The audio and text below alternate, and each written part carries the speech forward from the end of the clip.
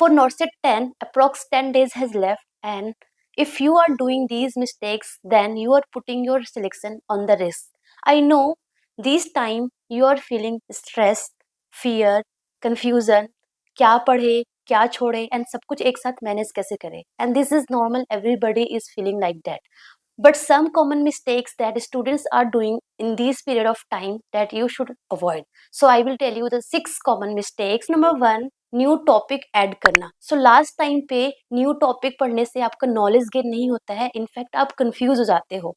So selection उनका नहीं होता है जो सब कुछ पढ़ के जाते हैं. सिलेक्शन उनका होता है जो भी पढ़ के जाता है उसको बहुत अच्छे से पढ़ के जाता है, सो डैट जो भी वो पढ़ के जा रहा है वो एग्जाम में जो भी क्वेश्चंस आए उसमें वो अप्लाई कर पाए, उसको यूज कर पाए अपने नॉलेज को. तो प्लीज लास्ट टाइम पे आप न्यू टॉपिक्स मत टच करो कि मुझे कोई भी न्यू टॉपिक है जो जो जो जो कि आपने अभी तक पढ़ा ही नहीं है उसको ऐड करने लगो. सो avoid the new topics in these 10 days. Mistake number 2, सिर्फ पढ़ते रहना एंड प्रैक्टिस नहीं करना. सो स्टूडेंट क्या करते हैं, सिर्फ पढ़ते रहते हैं, they are not practicing MCQ.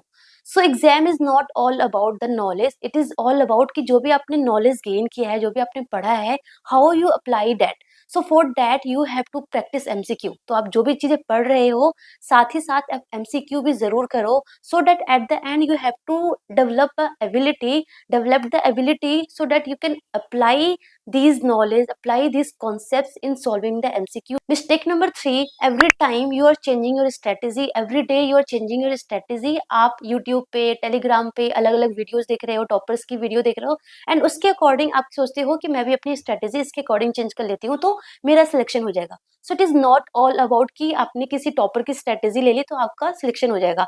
आपने जो भी अपनी स्ट्रेटेजी बनाई है, आपने स्टार्टिंग में जो भी स्ट्रेटेजी बनाई है उस पर आप फर्म फिक्स्ड रहो. So it's all about consistent रहो. अलग एवरी टाइम आपको अपनी कंसिस्टेंसी ही पर ही फोकस करना है, अलग अलग स्ट्रेटेजी पे फोकस नहीं करना है. इससे आप कंफ्यूज हो जाओगे कि आज ये कर लिया, कल उसकी स्ट्रेटेजी ले लिया तो कंफ्यूज हो जाओगे. सो एक स्ट्रेटेजी बनाओ अपनी एंड उसको ही फोकस करो. जस्ट कंसिस्टेंट रहो अपनी स्ट्रेटेजी को लेकर. Mistake number 4, and that is something the biggest mistake, that is you are not revising your things. तो आपने जो भी पढ़ रखा है, whatever you have studied till now, you have to revise. You have to revise at least 3 to 4 cycle before exam, before appearing in the exam. क्योंकि जब तक आप रिवाइज नहीं करोगे प्रॉपरली, आप उस दिन एग्जाम के दिन आप कंफ्यूज रहोगे कि इसका आंसर ये भी हो सकता है, ये भी हो सकता है. आप जब भी कॉन्फिडेंट या फिर 100% श्योर जब भी होंगे जब आप बहुत बार मल्टीपल टाइम आप रिवाइज करके जाओगे. तो सो प्लीज रिवाइज करो by active recall method, because revision equals to retention equal to selection. So if you want selection, so आपने जो भी अभी तक पढ़ रखा है प्लीज प्रॉपरली रिवाइज करो और एमसीक्यू प्रॉपरली प्रैक्टिस करो, न्यू चीजें ऐड मत करो. मिस्टेक नंबर 5, नेगेटिव मार्किंग को इग्नोर करना. सो आप टेस्ट देते हो एंड आपका जस्ट फोकस होता है कि डेली मैंने 1 टेस्ट दे दिया, 2 टेस्ट दे दिया, 3 टेस्ट दे दिया. It is not all about कि आपको मल्टीपल टेस्ट देना है.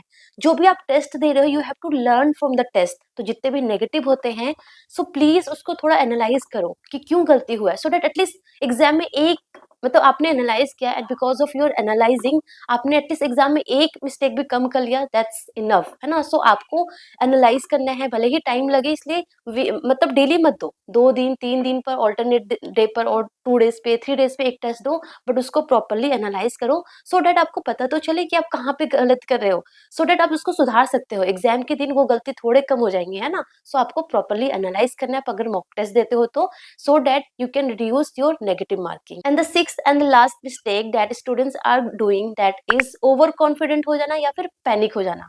ओवर कॉन्फिडेंट की यस मेरा तो सिलेक्शन हो जाएगा, मुझे सब कुछ आता है, एंड पैनिक की मुझे कुछ नहीं आता है, मेरा सिलेक्शन नहीं होगा, एंड इस वजह से पढ़ नहीं पाते हैं, है ना. सो ओवर कॉन्फिडेंट और पैनिक दोनों का रिजल्ट क्या है कि अच्छे से आपकी पढ़ाई नहीं हो पाएगी. सो आपको नहीं ओवर कॉन्फिडेंट होना है, नहीं आपको पैनिक होना है. You have to maintain a balance. So आपको एक कॉन्फिडेंट रहना है कि यस होगा, सब कुछ होगा. Just trust your process and just doing your things, just giving your 100%. सो अपना बस 100% देते रहो, अच्छे से पढ़ते रहो, और ऐसे बहुत ओवर कॉन्फिडेंट बहुत लो नहीं होना है, एक बैलेंस मेंटेन करके रखना है, right. So these are the some common mistakes that students are doing in these time. So please avoid, अगर आप ये इनमें से कोई सी भी गलती कर रहे हो, please avoid this mistakes.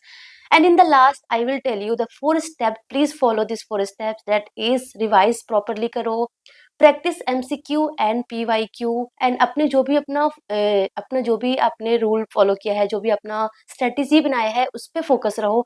Daily दूसरों को देख के चेंज मत करो। एंड द फोर्थ इज कि मॉक टेस्ट दो, उसको प्रॉपरली एनालाइज करो। So that is the 4 important steps that you have to follow in these time, right?